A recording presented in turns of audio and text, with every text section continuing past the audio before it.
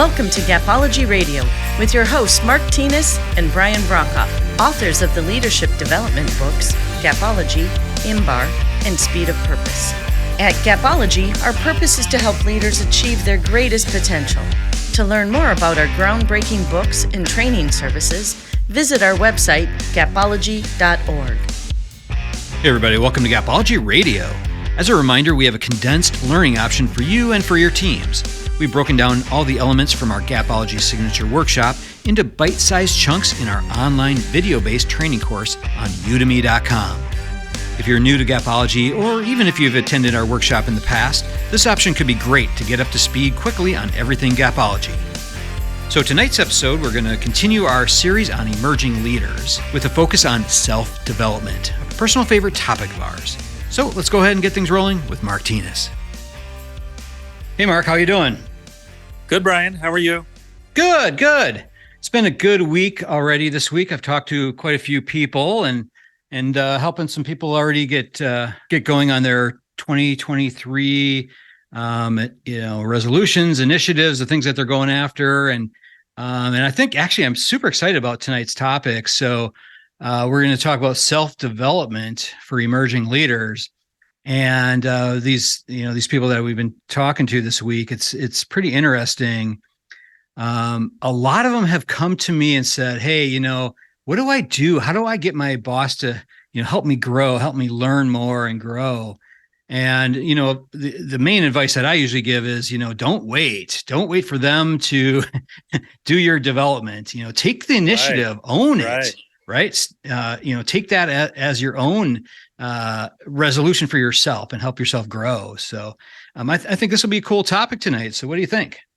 Oh, I love that. Yeah, I think self-development for an emerging leader is absolutely, mission critical to develop a great career. Yeah. Yeah, absolutely. So one of my favorite interview questions, you may not know this, and I ask it in every interview, and I ask it towards the end of the interview. What are you doing to develop yourself?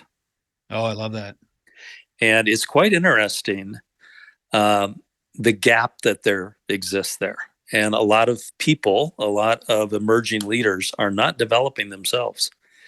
But when you ask that question and someone gives you an incredible answer about the book they're reading and what they're doing with it and how they're sharing it and implementing it, it is a game changer. So I would challenge everyone to have an answer to that question. If anyone were to ever ask you, what are you doing to develop yourself? You would have a great answer. What do you think? Yeah, no, I love that. I've heard the question, what book are you reading right now? And, a lot of times people will say some sort of fiction book or whatever, and that's fine. I think those things are good too. I think that helps you develop a different side of your brain. But seeking out ways to grow your skills, there's so many resources out there. So taking the initiative to do that, I think it can be very, very powerful and beneficial in your career. Yeah, books are one way to develop yourself, but there may be many others. Yeah. I think I've told you the story of someone that was developing into a marathon runner and how that changed their life and changed their career, because the discipline that it required to become a marathon runner was the discipline they needed at work. Mm-hmm. And it changed everything. So I wouldn't limit yourself there, to work stuff. It's interesting. Mm-hmm. Certainly work stuff's critical, but let me, I don't think you've heard me say this, but one of the characteristics that I look for in emerging leaders, in promoting them and hiring them, etc., is a teachable learner. I want someone who's teachable and who learns and then eventually passes it on. And teachable learners are very valuable to organizations because things are constantly changing. So we all have to be teachable and we have to be learners. Yeah, I love that. And I think learning from that perspective of, learning so that you can become a teacher, I think is a different type of learning that happens with your brain when you're seeking knowledge so that you can help others grow. I think that's a different way of looking at it. Yeah, I like that. The other thing that I see, it's quite interesting. Most people, when they go to self-develop, focus on a weakness. Yeah. I would not assume that that's the correct path. It may be, it may not be. I would think that focusing on a strength and truly expanding what you're great at or what you're good at to become great may be your wheelhouse. And it may be absolutely critical, again, down the road to your career, to be known for something and have this incredible strength. So it's not about weaknesses. It may very well be about strengths.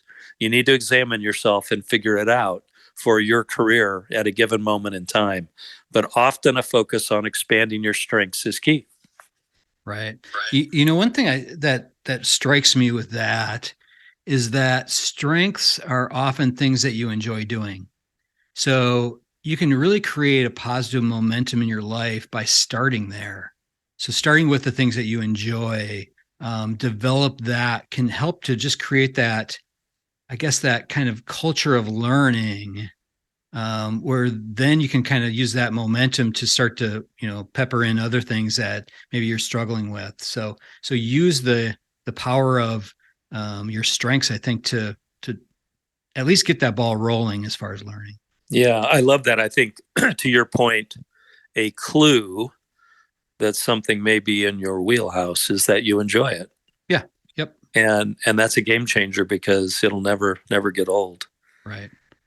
The other thing to look for is look at the strengths. Try and figure out the strengths of the people you look up to, whether they're a supervisor or a peer, maybe a peer who's outperforming you in some areas. See what their strengths are, and there may be something to uncover there that you could go after that would really help you. What do you think about that? Oh, I love that one. So, I think in life, we have people that we just are drawn to for whatever reason, people that we admire and so forth. For me, somebody like Tony Robbins, I think, is just amazing as a public speaker, as a motivator, as somebody who cares about other people, looks at things, in a different way. Finding people like that you can look at, okay, so what is it about them, and really being analytical. What is it about them that I admire? What can I take? What can I learn from them? I think is a great, great strategy. Yeah, I like that.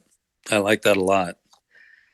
Then you've got to really do it. You've got to begin developing. So I think the key there, as in most things, is to establish a rhythm.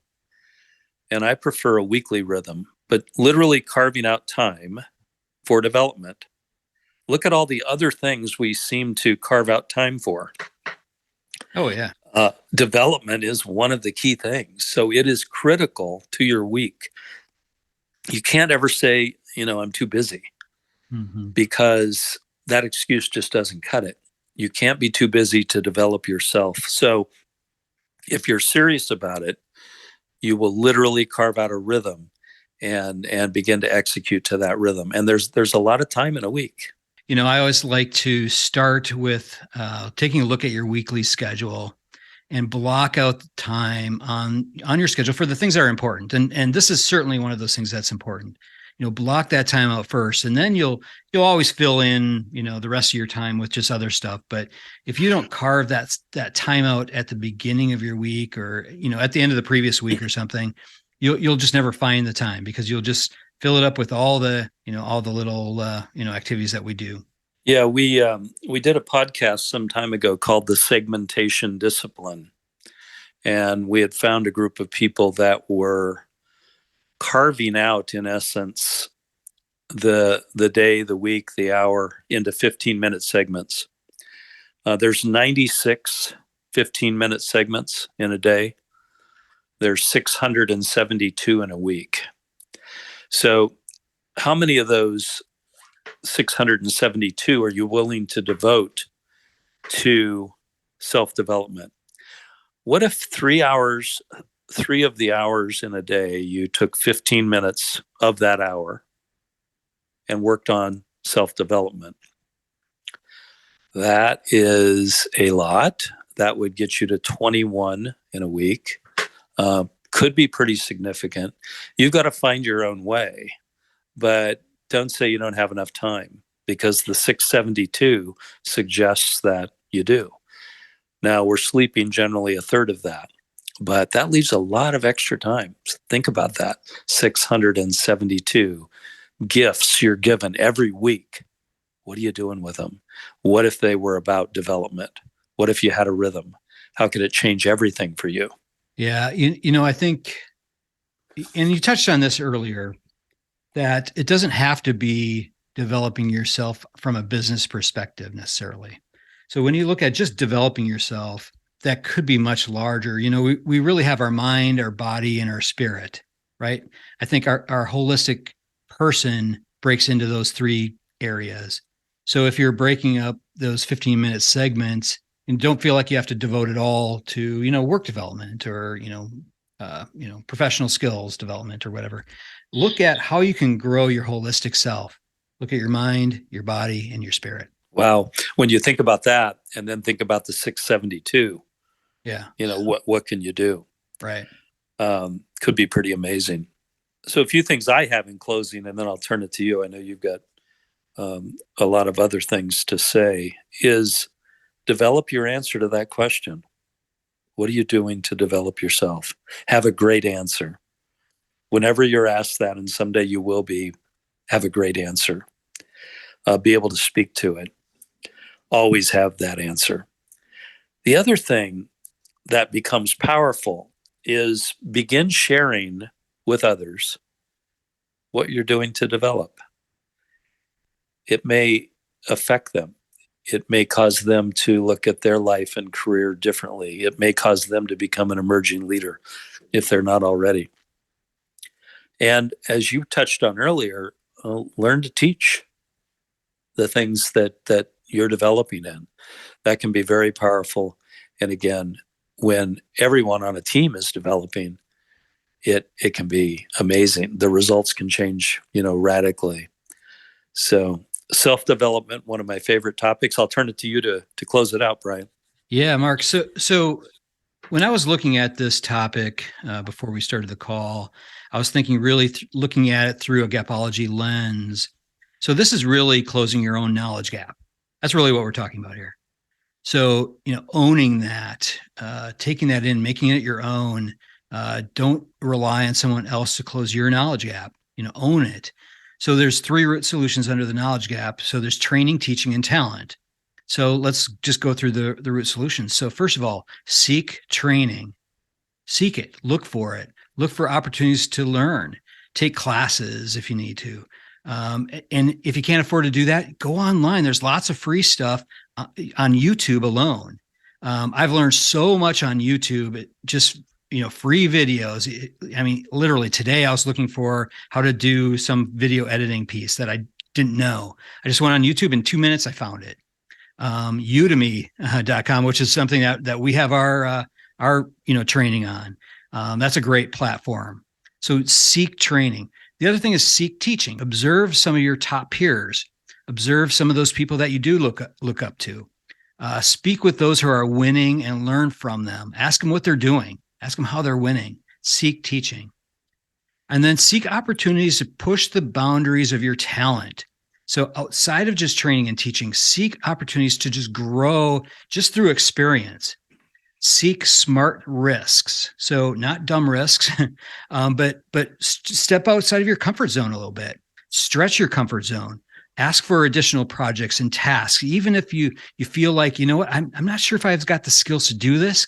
Ask for some of those responsibilities. That helps you to grow, helps you to stretch your comfort zone. So in wrap up, I would just say, close your own knowledge gaps, own it. You can do it. Love it. Great job, Brian.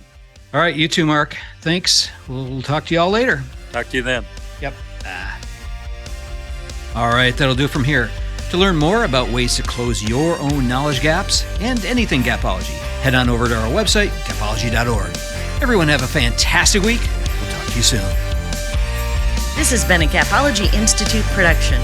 Visit us at gapology.org.